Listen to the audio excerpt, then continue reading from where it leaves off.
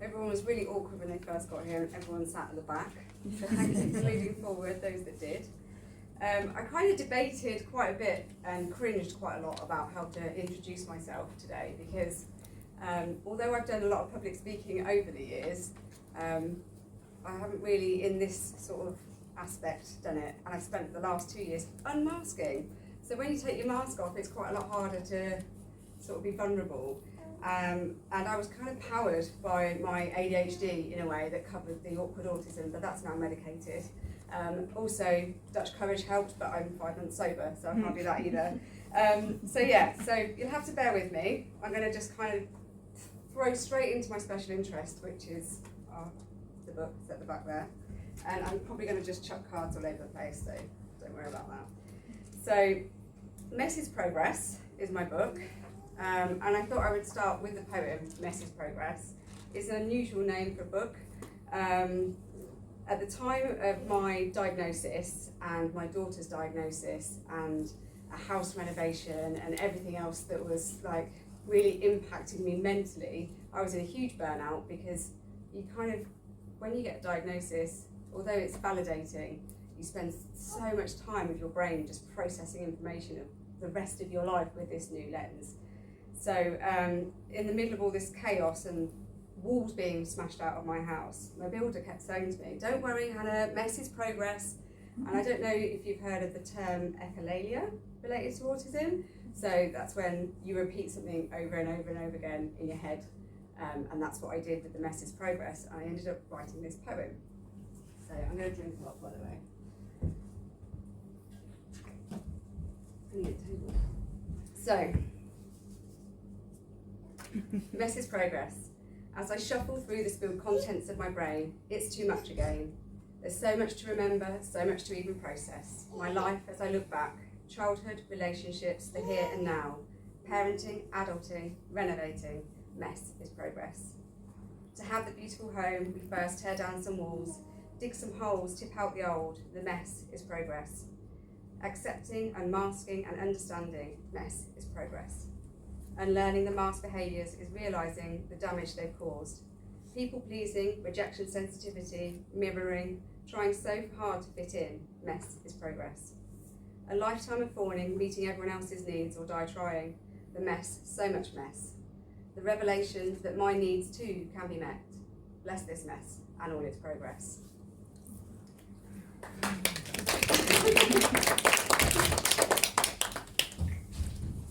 There are chapters in the book as well as poems. I've missed a bit. So just to sort of touch on a bit more about me and how I came to reading the book. Just after lockdown and when our children went back into school, my teenage daughter's teachers called us in, my husband and I, over there, for a chat. And we weren't really entirely sure what the chat was about. And they said to us, "We think your daughter's autistic." And I was a bit like, "Oh, okay," wasn't expecting that. And I did, unknowingly, because I was undiagnosed as well at the time, full deep dive research into like how autism presents in girls, because all I knew about autistic people was mostly what you see on the telly. My nephew's autistic. Also, wrongly, I guess I associated autism with learning disability as well, and my daughter didn't have a learning disability, she was autistic. I went through all of this, and as I'm reading all these books and all these research books, and I was online and doing all these things, the further I got into this, the more I was thinking, shit, this is really familiar. And I was like, I said to my husband, I think I might be autistic too. So I decided once we'd finished the process with my daughter that I would go and have an assessment. We were in a position financially at the time to go privately, so that's what I did. I know not everyone has that benefit or privilege to do that, but that's what I did. I also did, through the same process, sort out a therapist to unpack a lot of stuff. And one of the things she told me to do was journaling, because my brain was just so full of information. I couldn't sort of sleep, I couldn't concentrate, it was really affecting my ability to function. So I started journaling, and I'm not very good at being sort of insincere or inauthentic to like who I am as a person, and I found like the daily gratitude really bizarre. I did start with it. I thought I'm going to give it a go, and then I did that for a few days, and then I started writing poems, and I was like, oh, this is really cathartic, and just carried on. Now, one of the things I'm really bad at is starting a conversation. Like, it feels too small talky to me. Like, you know, how do I instigate this? So even when I was on the video therapy session, she's like, what would you like to talk about today? And I'll be like, don't really know. And so I started then reading her a poem that I'd written that week. My therapist was also autistic and ADHD. I specifically sought out somebody that would understand these brains. And after a couple of weeks, she was like, Hannah, some people need to hear these. And I was like, really? She's like, yeah, start a blog, do something. And that's when I started my TikTok. But then in my head, I was thinking, I'm gonna do a book, like Hello New Special Interest. And I went, again, deep dive, researched how to independently publish, and I went so deep into it, as James will probably tell you, I ignored a lot of other things that I probably should have been doing. But the thing is, with a special interest, it's got a really healing property when you focus on something like that, if your mind's in a really difficult place. So although it did keep me busy, it was also part of the process of working stuff out. So that's that.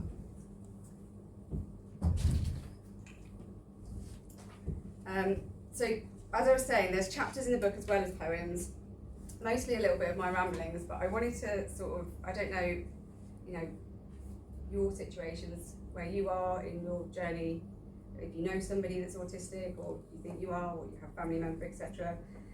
But when I got my diagnosis and read the report, it was a really difficult thing to read.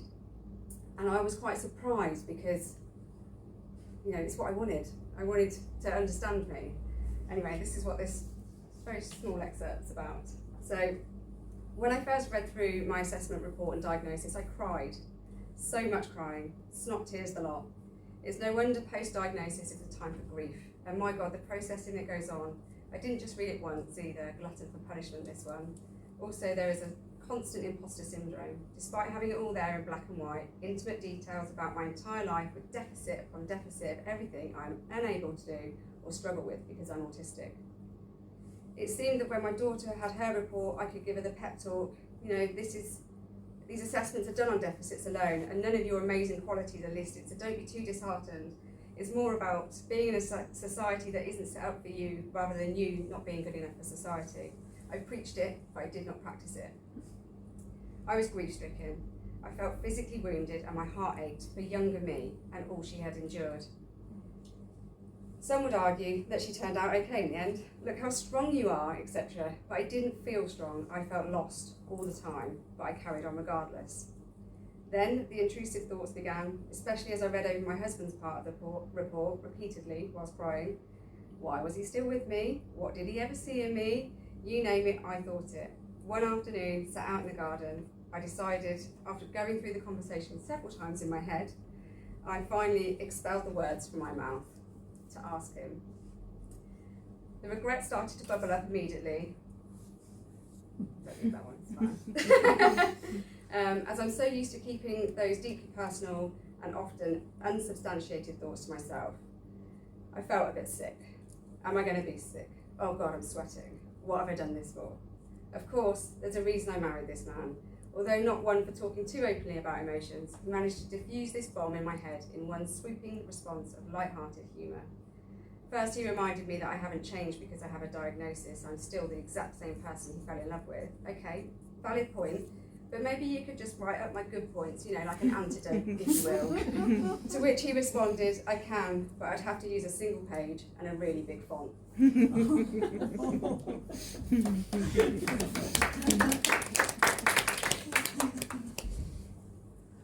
Right, next one, bear with.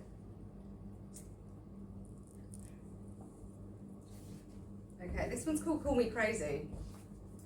I've always thought I'm a little bit mad, but kept it to myself. I've avoided many things, like sharing that with doctors and stuff like that. I just thought I'm a little bit mental, keep it to yourself, don't let people know. And I've battled with that a lot over the years. when I was 12 or 13, my mum actually took me to the doctors, who unofficially diagnosed me with clinical depression, but because of the stigma, he wouldn't do it officially because he thought it might affect my future prospects, but I was actually riddled with ADHD and autism. So, this poem is called Call Me Crazy. When the burnout hits, the spiral starts, existential crisis time back again.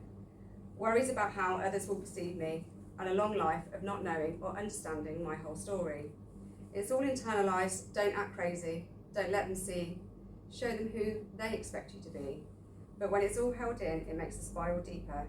So now with the knowledge, where do I go, what do I show? I have names and reasons for what is happening, but I still hesitate, the fear of rejection ever prevalent. Burnout, shutdown, meltdown, sounds like excuses for what I really am, what I've been called my whole life. Hard work, uncooperative, lazy, emotional, hysterical, dramatic, moody, irrational, disobedient, needy, unorganised, erratic. So many words, and none are right. I'm autistic.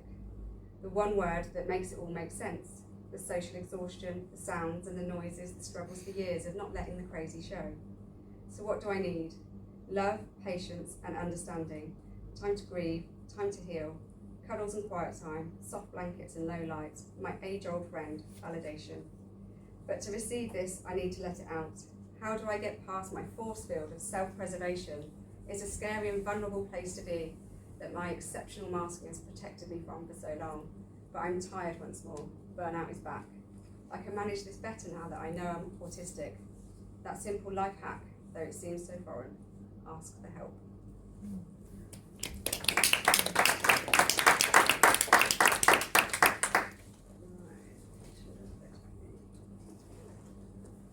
So this one, a little less deep. Social etiquette. I've been told I'm inappropriate quite a lot. I'm not very good at small talk. I like to get straight in with the big guns. But I also have like an internal monologue telling me to reciprocate small talk questions. School run, like someone asked me how my weekend was. It's like, do I just say good or do I just actually verbal diarrhea and give them way too much information? And then I'll do either of those one things and then I'm like, Hannah, you need to ask them now. And I'm like, because I don't actually care what the weekend was. And I know that seems really mean, but like I'm not really that interested, I'm sorry. So yeah, just say fine, don't overshare. So many of autistic people have this internal monologue while you're having a conversation. So if we glaze over while you're talking to us, it's because we're thinking of what's the right thing that we're supposed to be doing. So this one's called You Look Nice. She compliments me on my outfit, and I graciously accept the kind words, for I was awake early hours overthinking the perfect outfit for the social event. I did not want to wear the wrong thing for fear of judgment, but also I still wanted to kind of look like me. I didn't want to make a wardrobe faux pas, and despite wearing my autistic-friendly ensemble for months now, Lucy and Yak, I actually donned some jeans, a smart shirt, casual trainers, and some of my alternative jewellery. She complimented me on my outfit, and after a thank you, I froze as she began to chatter and smile, because I'm supposed to say something back now, or will it just be like an empty courtesy? For it feels like it would feel like a reaction to her endorsement of my carefully constructed costume. In my mind, she will know I didn't come to this admiration alone, and it's forced, contrived, insincere, so I stand there like a plum. Homage to her attire, I guess there will be none. I don't think she's noticed, but I have no idea what she's said since. It's been several hours now, I'm tucked up in bed post-social, and I lay here overthinking once more. Did I miss the etiquette? My social ineptitude making me wince.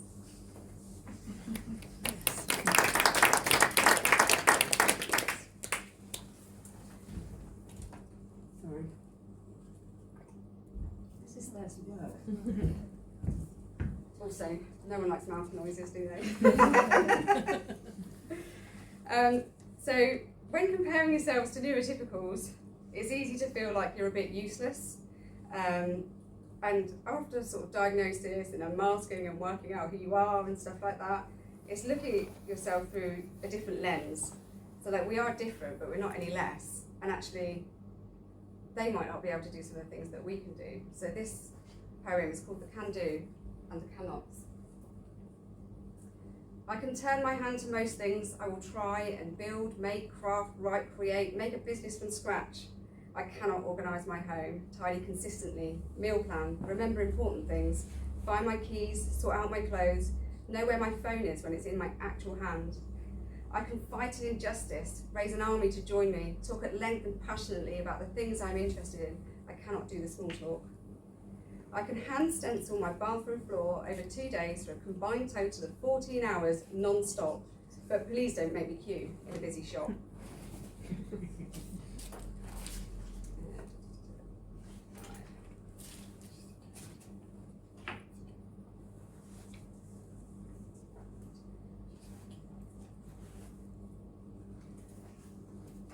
Now this poem it was really funny reading this one back because it's been a couple of years since I wrote these.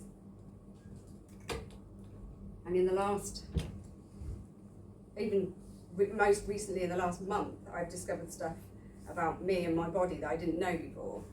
I have never wanted to be a burden physically or mentally on anybody. So I've kind of kept it to myself even when I've had physical pain or, I don't want to go to the doctor.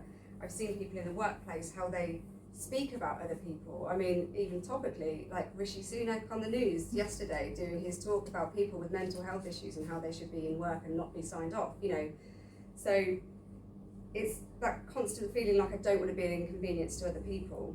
Since my diagnoses, I'm training myself to kind of fight against this rhetoric that keeps going around in my head. And I've been told I'm hypermobile recently. I've always had really creaky bones and I've struggled with my knees have been rubbish since I was a child. I literally found that out like a matter of weeks ago. I mentioned in this poem about ovarian cysts. I'm literally having a hysterectomy on Tuesday. So, these things where you tell yourself it's okay, you just need to suck it up. You're overreacting or what have you. But yeah, so I wrote this 2 years ago. It's called The Pieces of Me. Am I a hypochondriac or do I just feel too much? Not just the emotions, but the pieces of me too. I can feel when the smallest of hairs on my arms moves. It's like tiny creatures inching across my skin. The washing machine belly I so lovingly named, for that fast spin can often wake me in the middle of the night. My ovary is aching. I know when it expels another potential for procreation. A waste of time, dear ovary. Don't even get me started on menstruation. I twist and turn my ankles to stretch them out after a day of use because they ache and I'm as grouchy as me. The big light is way too bright, makes me feel too heady and squinty. My poor eyes don't like to drive at night. Is that a lump or just a normal lumpy breast? I'll poke it for a while until I can't think about anything else. My wrists hurt and my knees. I remember my knees' misery even as a child. My heart is thumping so loud sometimes I can feel it beating, sometimes skipping and worse still racing. The intense fatigue, why so tired you've barely done a thing, but anything you do manage is exhausting. My ears itch deep within, I can feel my eardrums and I know when they're being stretched thin. I will confess, I'm so used to every slight, every pain, but also used to keeping it all to myself. So late at night I will research the possibilities, which result in thyroid, cancer, ovarian cysts, diabetes. Occasionally, when they have reached an absolute peak, I will book an appointment just in case to have my bloods tested. All these years of extra worry for all the pieces of me, when could it actually simply be interoception, hypersensitivity? Because I cannot concentrate on anything else if I'm hungry or need a bathroom. In fact, it can be so stressful if I don't meet these needs soon.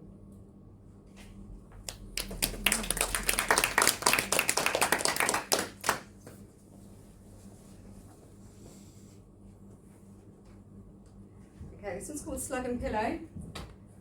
If you're like me or my husband and you see pub signs, band names or t-shirt slogans in anything on the road, then that's one for you, the Slug and Pillow.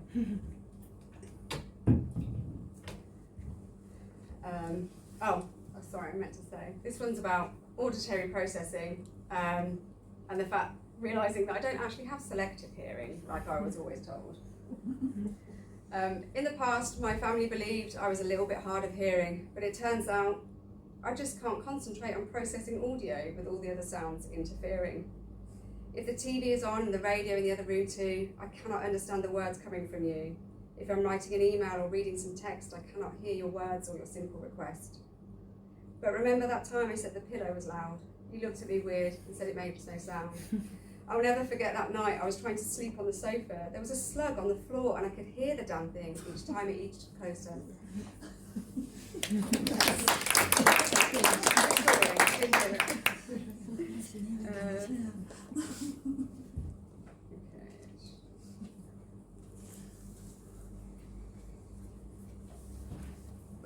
Has anyone heard about the spoon theory? So this one's kind of about executive function. Those who haven't heard about spoon theory, a neurodivergent or somebody with a hidden disability or a chronic illness or an actual disability have a limited energy resource, and we expend more energy on everyday tasks, and the spoons represent physical and mental load required for these seemingly simple tasks. I wrote this one when my spoon reserve was very low. It's called showering. I need a shower. My hair isn't so bad, but it doesn't feel clean enough to fiddle with. And I hate having it tied up. But getting in the shower means the following tasks. Getting out of my pajamas, but it's chilly. Bare feet on the cold tiles, waiting for the shower water to be warm enough before it can assault my skin. Getting cold whilst waiting for it, icy spray catching my legs until it's ready. Stepping into the water, the good bit. The warmth raining down on me, the steam enveloping the room is a misty bliss. Now I don't want to do the chore of actually washing. I don't like when shampoo bubbles get in my ears, and the sooner I start the ritual, the sooner I have to get out. And I'm already thinking about the cold, damp air on my skin prickling at my body hair. The laborious task of toweling dry and still seemingly being clammy to touch. The water in my ears when I'm no longer actually in the water, and then choosing what to wear for the day. Whether I can moisturise, because if I don't have time for it to fully sink in, then it's a no, because the feeling of my sticky body in clothes is too much. Do I have the energy to blow dry my hair? Will it make me too hot? Now I don't want the clothes I chose, because I'm overheating, despite spending 20 minutes scrolling my phone in a towel because I picked it up to get a look at the weather to make an outfit decision, but I forgot what I was doing.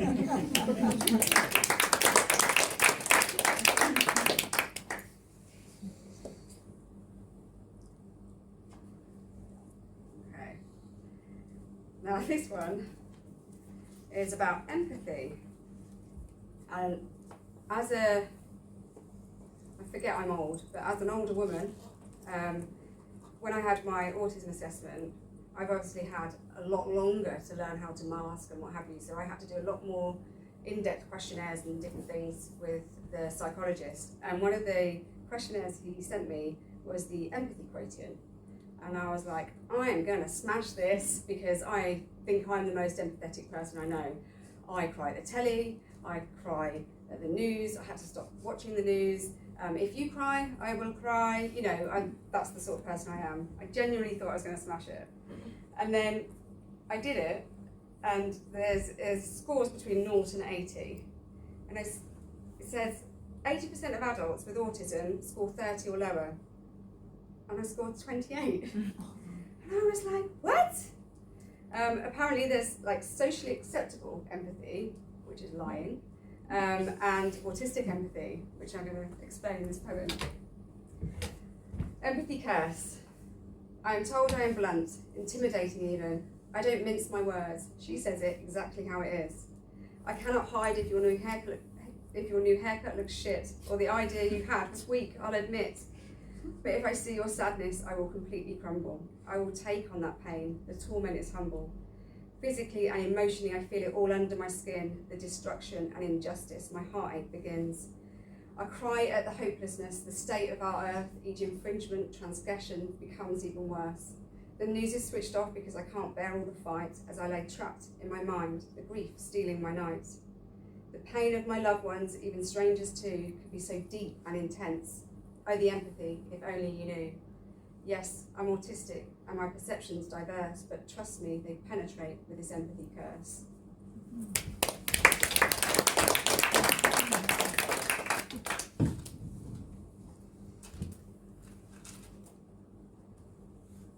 Okay. This is actually my last poem. Just want to say I smashed it time-wise. So, parents' evenings and school reports as a late diagnosed autistic and ADHD, consisted of things like has potential but talks too much in class. If she could just focus, she could do really well. Above average, maybe slightly above average intelligent, but flew under the radar until my own neurodivergent discoveries. And there's a constant feeling of failure, like why couldn't I apply myself like my peers did? Why do I find this difficult? Why am I too emotional and consistently feeling like I'm a bit of a letdown, forever missing the mark? And one of the things that my therapist taught me to do is learning to talk more kindly to myself. So this poem's called Never Quite Good Enough. Never quite understood friendships as young as 4 or 5. Never quite focused enough to learn in school and thrive. Never quite patient enough for the long-winded activity. Never quite clued up enough to understand your hostility. Never quite attentive enough to work out your intention. Never quite disabled enough to trigger an intervention. Never quite well behaved enough to make you proud. Never quite brave enough to speak my feelings aloud. Never quite good enough to achieve what others find easy. Never confident enough to simply just be me. Let me tell you something, you are enough. So change how you speak to yourself. You have learned how to survive. You are enough. Your patience has got you this far. Your creativity has led you here. You are enough. Your compassion has gifted you knowledge. Your growth has taught you boundaries. You are enough. So take pride in who you are, because darling, you're incredible. You are enough. The world needs more people like you, so let your weird shine bright. You are enough. You found your wonderful people, but above all, you found you, and you are the star.